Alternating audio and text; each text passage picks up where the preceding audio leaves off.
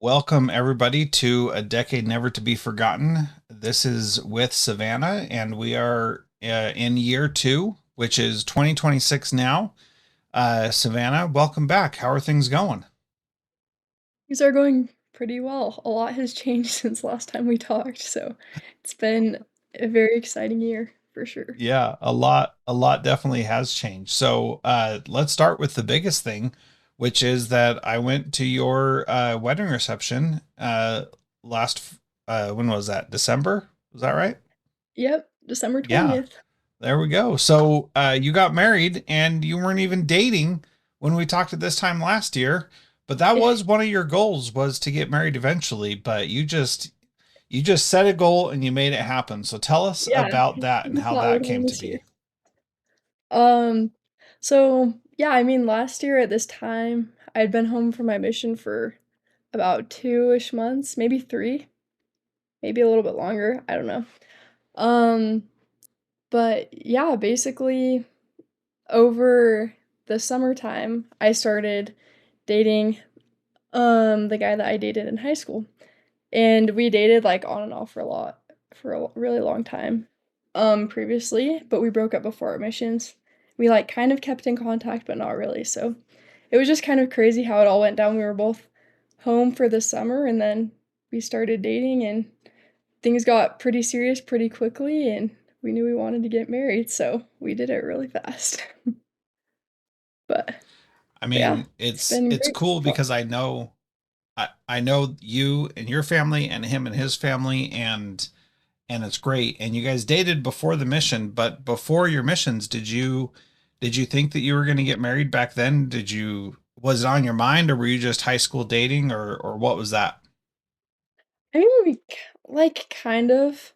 I wouldn't say like we knew we were gonna marry each other, but um, let's see. Like in our senior year of high school, we dated pretty seriously, and we kind of like joked about it or we talked about it a few times, like the possibility of getting married. But we knew that we had college and a mission and like a lot ahead of us to go through, so we like knew it wasn't. I don't know. We knew it wasn't like 100% sure gonna happen. And then, like on our missions, we barely talked. Like we've always stayed really good friends, and our families are good friends. But I definitely like didn't think we were gonna get married while I was on my Yeah. mission. That's kind of Yeah. crazy how. Yeah. And the other thing is you started dating again in the summer and then by December you guys got married and that was intentional on your part. And tell me about that because you guys mentioned this at the wedding reception, which is why I'm asking about it because I thought that it was really insightful. Yeah, it was actually kind of funny. So, um, let's see. In July, I came back and we went on a couple dates, and pretty soon we started dating. And we've like kind of dated on and off for like 8 years. So like I think our first kiss was like 8 years ago. So like we've always like kind of liked each other, but high school dating is kind of like you date for a little bit, you break up, date other people. So it was just kind of on and off for a long time, but we always kind of had each other in the back of our minds. So when we started dating again over the summer, we talked really seriously. We're like, okay, this isn't just for fun. Like, we're gonna see if this is actually gonna work out. So, yeah, we started dating, and about 2 weeks after, or no, I don't even think it was 2 weeks after. I think it was like a few days after we started dating in the summer. All of my extended family came into town for a family reunion. And I invited Alec, that's his name, to my family reunion. So he was with my entire family and all my extended family for almost a week straight. And I feel like by the end of that, I was like, all right, he fits in great with the family and he's doing great. So, um, it was pretty soon after that that we started saying like, okay, like I think we can get married, but we wanted to wait until springtime because at this point it was July, so we're like, oh, like let's just plan on like maybe like April, May, June wedding, and then when we came down to Provo to go to school after about a week, we're like, all right, we do not want to wait. Like we've known each other for so long and we know we want to do it, so let's just do it in December. Yeah, that's awesome. And what a cool thing that you're like, okay, we know this is the right thing. And this is something that people really struggle with. And sometimes, people will say that it's just hormones or you're in love. And so everything looks beautiful and like, let's do it.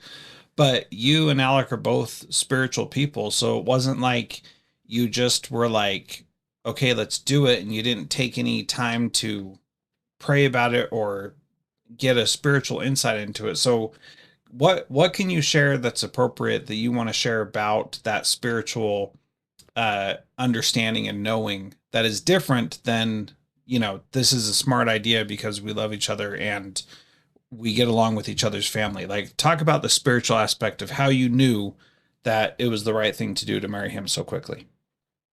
Yeah, so I think a lot of people, or I've heard from a lot of people that like, okay, like you'll know, or like you'll have this really big spiritual moment, and like that's how you'll know you're supposed to marry this person.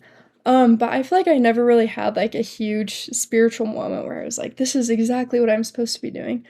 Um, but I don't know, I just feel like God answers my prayers more in like a subtle way.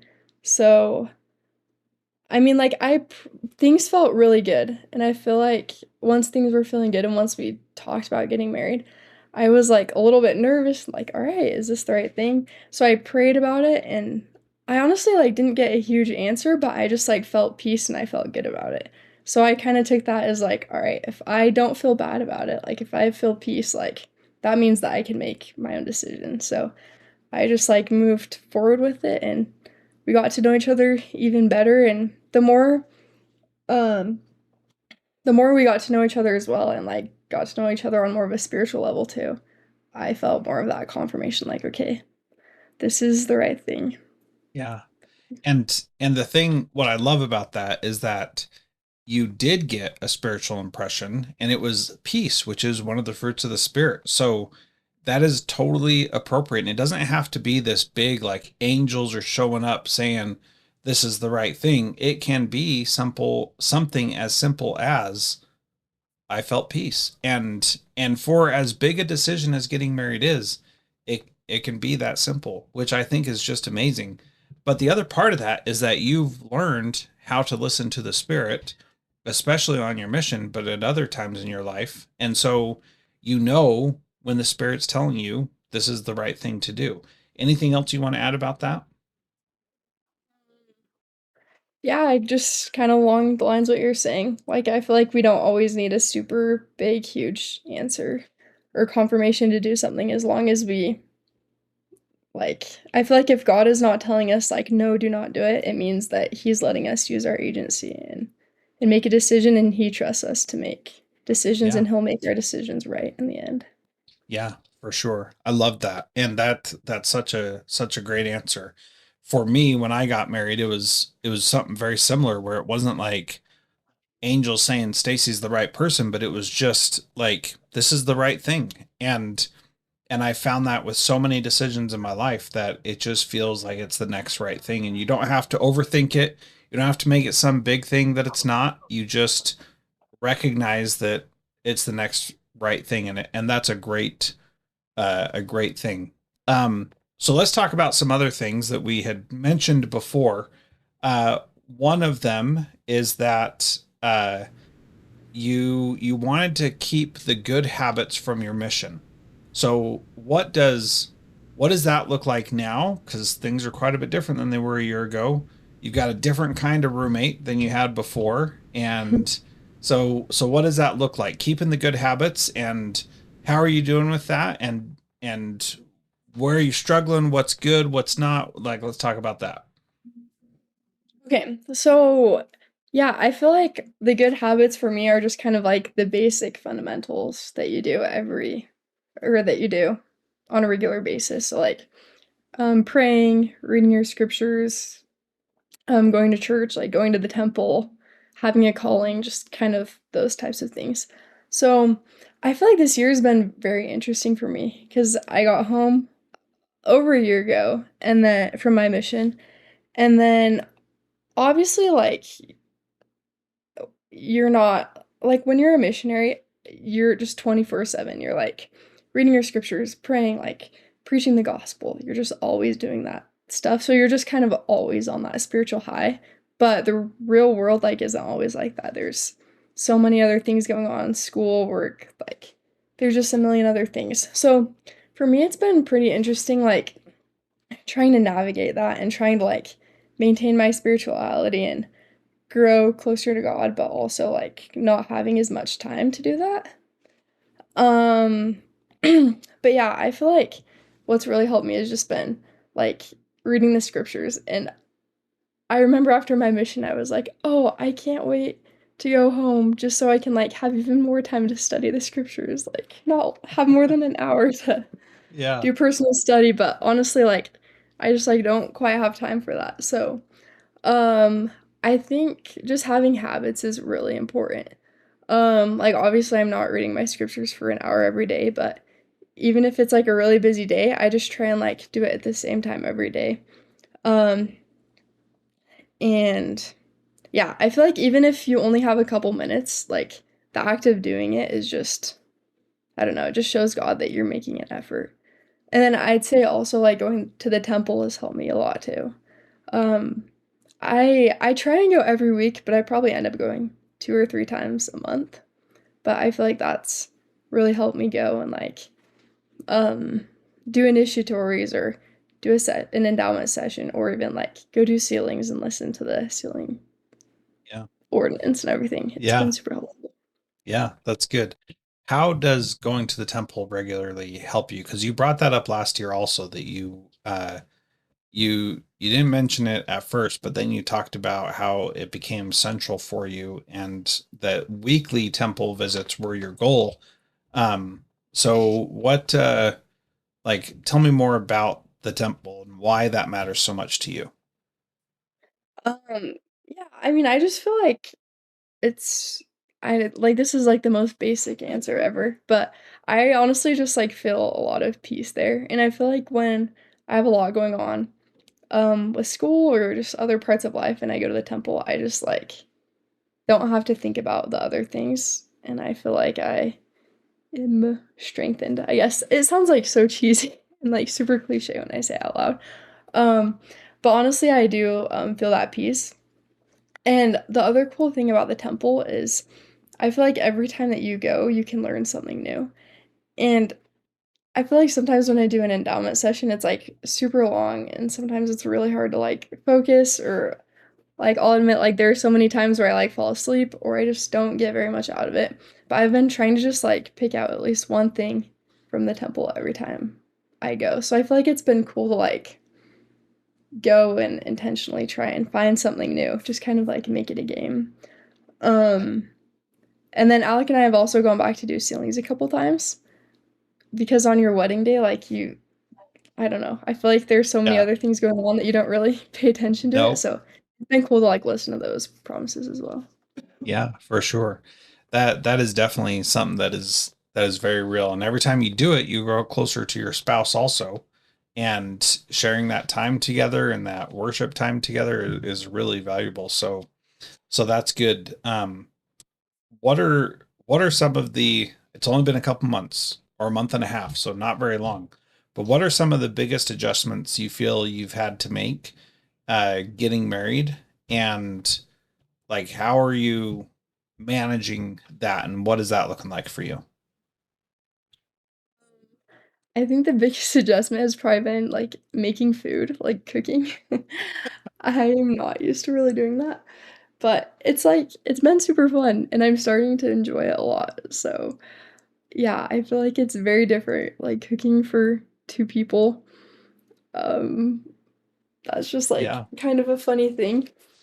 Um but other than that, I mean, I just feel like we knew each other super well and we've known each other for so long.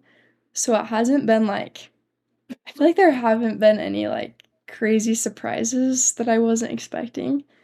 I feel like it's just been really fun to, like, be married and everything and be in this stage of life right now. It's a Yeah. lot better than being engaged, so Yeah. That's great. That's good. What I appreciate you saying that because this time period is called the honeymoon phase for a reason.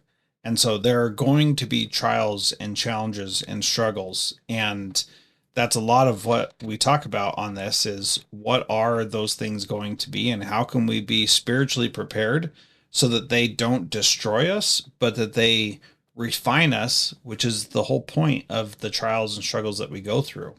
So there is going to be trials and struggles in your marriage for sure. I promise. And then you're going to have kids and you're going to have trials and struggles with them. There's just no way to get around that. So as you are in this early honeymoon phase, this building phase, what are the things that you're trying to do to build the foundation so that when the trials do come, you feel confident that you can work through them? Well, that's a really good question. Um, I mean, I've only been married for like a month, so I feel like I don't have a ton of ground to stand on to like give advice or really say because I don't have very much experience at all. But I feel like it always just circles back to like doing the small and simple things every day, like um reading your scriptures and like I mean everyone is telling us like, all right, read your scriptures together, pray Yeah. together, like do those things that strengthen you, like go to the temple together. So I just think like the simple things are really good. Um, having good open communication. But I feel like beyond that, like I don't have a ton of experience. But yeah, I think really just making sure that like God is the center as well of your Yeah. marriage. Well, you definitely don't have experience, and that's part of what makes this fun is saying, here's what I think will work. And then you look back later and you're like, oh my gosh, I was so dumb. I know, That's yeah. that's the beauty. So, all right, so let me ask it like this. I'm sure people gave you advice on how to have a good marriage around your wedding and after your wedding and during the wedding and all that kind of stuff. What are some of the things that people said where you're like, oh, I definitely want to do that. And I want that to be like for sure something that we do. And you may have already mentioned some of them, like going to the temple together, for example. But what other things have people said that has just been great advice that you're like, I want to remember that forever? Oh, that is a good question. Um, let's see. I hmm. Yeah, I mean, I feel like I just kind of got the same basic advice over and over, just kind of like I There might said, be pray something to together. that. I'm trying to remember if there was something like out of the ordinary that someone said, but um yeah, I don't know. I'm sorry. I feel like I don't quite have an answer for that. A lot of people were just kind of like do the basics and yeah. Yeah. Well, there is value in doing the basics, that's for sure. So let me ask this a different way. Is there any advice that you got that you were like, oh no, we're definitely not doing that, or anything like that?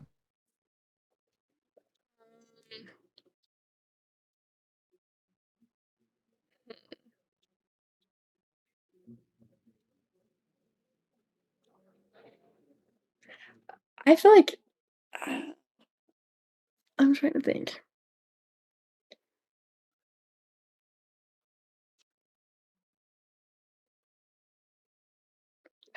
I don't know. I'm sorry.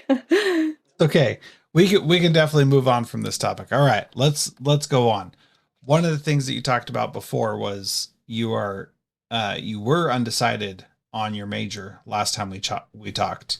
Have you chosen a major at this point? And what are you thinking for your own future on that? And did getting married change any of that? Okay, good question. So actually a lot has happened. I think since last we talked, I don't know what I was thinking of doing. I think I was just like undecided and trying Yep, to you were explore. undecided. Yep, and Okay. you were kind of leaning maybe towards nursing. Okay. So yeah, nursing, I no, definitely not doing that. I Definitely. also I also thought about doing like early childhood education. I Uh-huh. also ruled that one out. I just decided to like just explore and like talk to a ton of people. So for a second, I thought about like, oh, what if I did like accounting or something in like the business world? I went and like met with some people, and I decided like I didn't want to do that either. And then it's very, very random, but I randomly met some speech language pathologists. So some like speech therapists. And I was like, oh, that sounds kind of interesting. And then I just kept meeting more people. And then one of my friends said she was majoring in that. And then I met another girl that was like studying that as well. So I just kind of kept meeting more people that were doing it. And the more I learned about it, the more I was interested. So I went and I reached out to some in the community, and I job shadowed some of them, and I talked to some of them, and I learned more about it. And it's actually a very um, diverse major, and there's a lot of different things that you can do with it, and it seems super interesting. So I went ahead and I like took all the prereqs, and then I applied to the major and I got in. So I just started it this semester. So I'm studying, it's called Congratulations. communication disorders, and then I'm minoring in Spanish as well. So, Oh, nice. yeah. Good. Very good. And so that'll be really interesting to see how that plays out with your life and what's going to happen. And so part of this is, we're going to be chatting for the next 9 years still, and lots of things are going to change, including you finishing that degree or changing your idea and doing something different, and probably having kids and all that kind of stuff. So thinking long term over the next 9 years, why does that feel like the right thing to do, and what makes it appealing to you knowing what you think your future is going to be?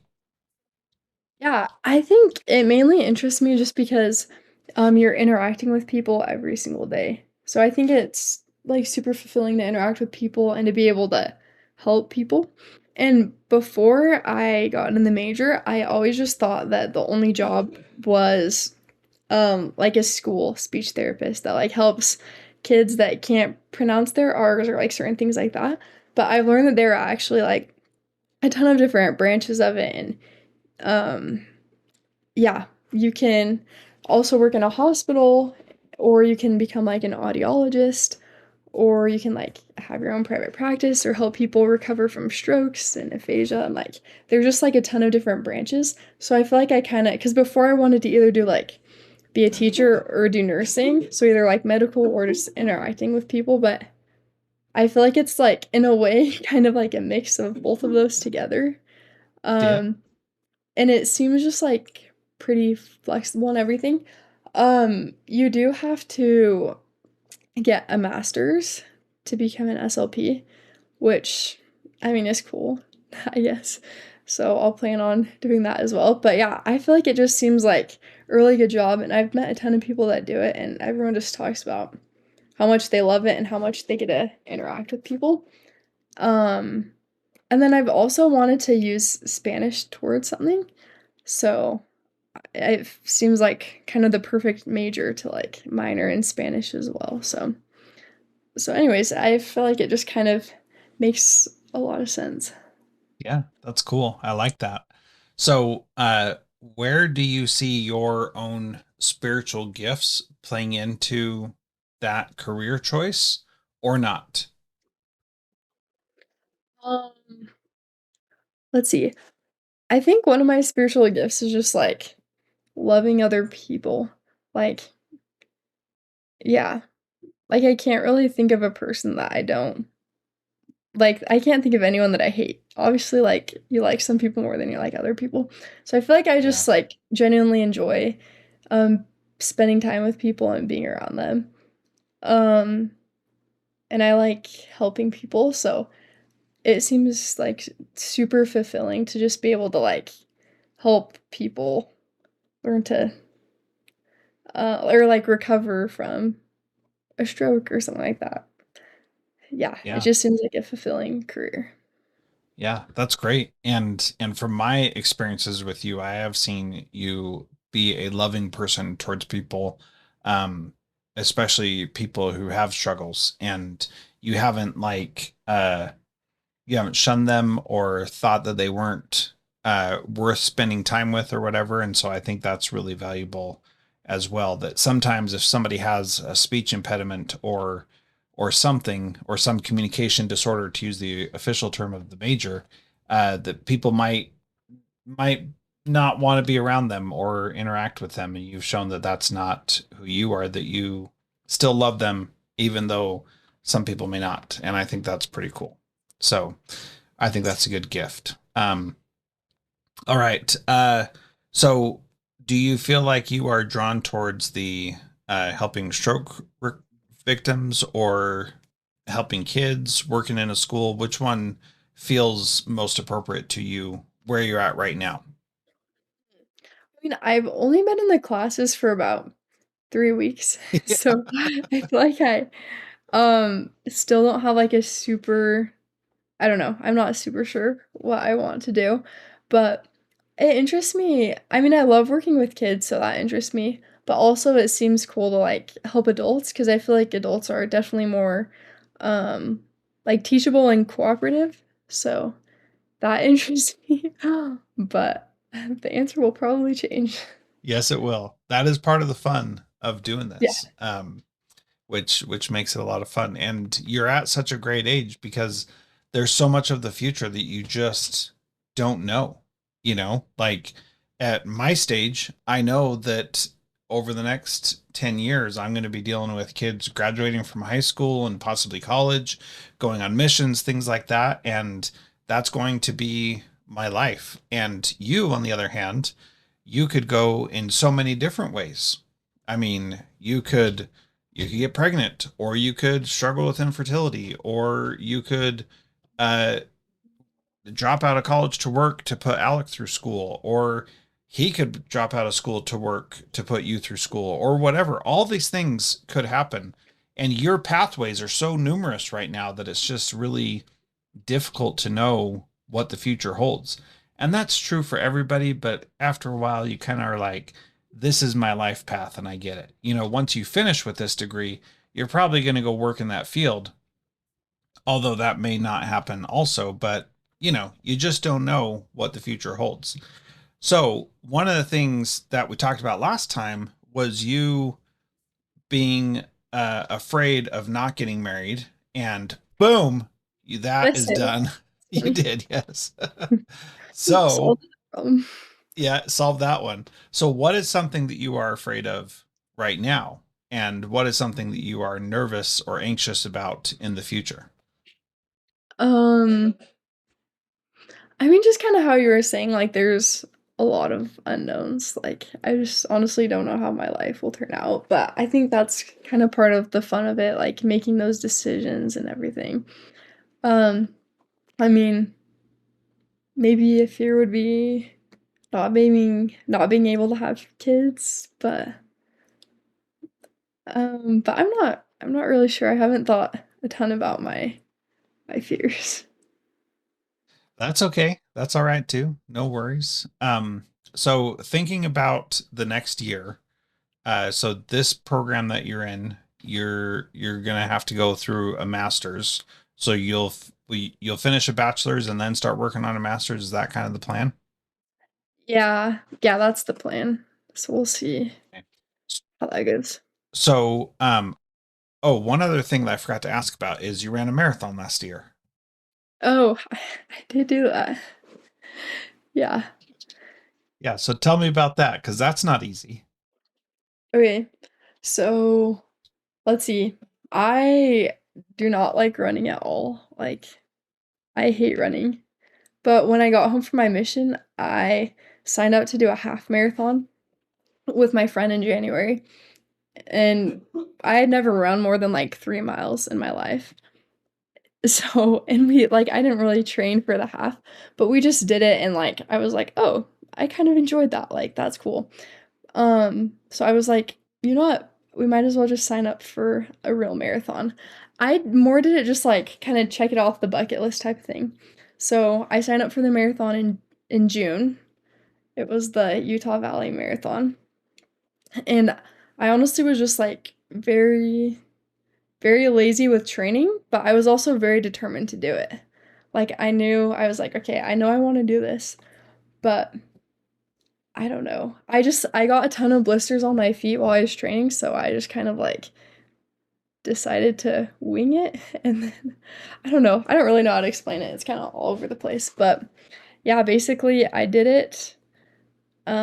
I ran a marathon in June and it was actually so cool. Like it's probably the second time I've enjoyed running like in my entire life. Like I usually hate running, but it was super cool and like I've never felt runner's high, but I just like felt a ton of adrenaline the whole time and I knew that if I stopped running, like I would not be able to start running again. So Yes. I ran Yep. it with a couple of friends. So we were just like running and like eating gels and like eating oranges. And I bought a cute outfit before I did it, so I was like super excited. And I just ran it and I was so tired when I was done. And I think I lost like 4 toenails, like my feet were so destroyed after. Oh But man. it was just really cool to like be able to accomplish that because I am not a runner at all and I never would have thought I could do something Yeah. like that. That's awesome. So I checked it off the bucket list. How long did it take you? I think it took me 4 hours. Hey, that's pretty So I was good. running like a 10-minute pace or however long. That is Yeah. not fast at all, but I didn't stop. That was my goal, not to walk. So Yep. Well, that's pretty impressive. Going 26 miles without walking is that's good. Good for you. So what is something what's your next marathon? Not an actual running marathon, but what's a thing that you want to do to mark it off the bucket list? that's a good question. Um, what is another thing I want to mark off the bucket list? Hmm. Let's see. I this is also like very random. I made my first quilt over the summer and it was super fun. So I'm thinking I want to like get into quilting or sewing a little bit. So I think like making, I don't know, just getting more creative in that aspect. So maybe, yeah, working on that hobby a little bit. I'm trying to think of something else That's that I cool. want to do. Yeah, I feel like I really liked the marathon because it was cool, but it was definitely more of like check off the bucket list, and I like didn't train a ton, so I feel like I didn't put much into it. Oh, can you hear me? Yes, I can. Your video's kind of messing up, but I can hear you just Okay, fine. your video went away, so that's why I was checking. Oh, all right. Well, it looks like it's still working, so hopefully it stays Okay, that way. now I Um, can see. so okay, good. So the what are some of the things that you see yourself accomplishing in the next year before we talk again? Um, I'll definitely get a year more into my program. Um, I don't know. I feel like my life is just kind of like not boring, but I feel like I don't have like a ton going on. It's like I'm married and I'm like going to school and I'm just chipping away at that and I'm working. So I feel like there's nothing super big, just kind of like working on getting school done and working and saving money. So nothing like super crazy. Yeah. And where are you working at now? I just work on campus, on BYU Nice. campus, as a Good. research assistant. So it's like a super basic job, but That's pretty okay. good. Yeah. You gotta do whatever jobs you can when you're in college because you don't have a lot of skills usually. So Yep. and sometimes those on-campus jobs are the best you can get. So all Yeah. right. Um, okay. Anything else that you want to talk about before we sign off? Um, Not really that I can think of. Just Okay. it's been a good year and it worked out way different than I thought it would. Yeah. I guess is all I I have to say. I think that's probably how it's going to happen for the next 9 years is that it's going to work out way different than we plan. So that's part of the joy of this whole journey. So thank you, Savannah. This was awesome. And I look forward to chatting with you again in about 12 months about what you're doing, how your life has changed, and what amazing things are going to pop up that you didn't even know were going to happen because they did this last year and they're going to this year. So, all right. Thank you, Savannah. Appreciate it. Thanks, Jethro. Good to see ya.